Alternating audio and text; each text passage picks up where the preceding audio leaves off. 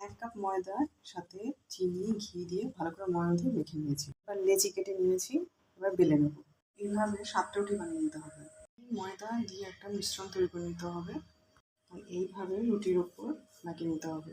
একটা রুটির উপর একটা রুটি দিয়ে মিশ্রণটা প্রথমে দিয়ে তারপর একটা রুটি দিয়ে এইভাবে লাগিয়ে নিতে হবে। এইভাবে রোল করে নিতে হবে। এবার ছুরি দিয়ে কাট করে নিতে হবে।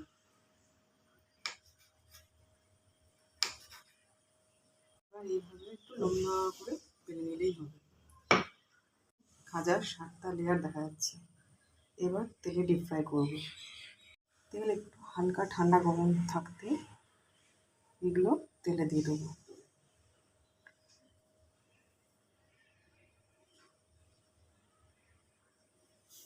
এরকম লাল লাল করে ভেজে নিতে হবে।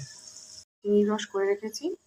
এবার একটা খাজা প্রায় হয়ে এসছে, সেটাকে তুলে চিনির রসে দিয়ে দিলাম।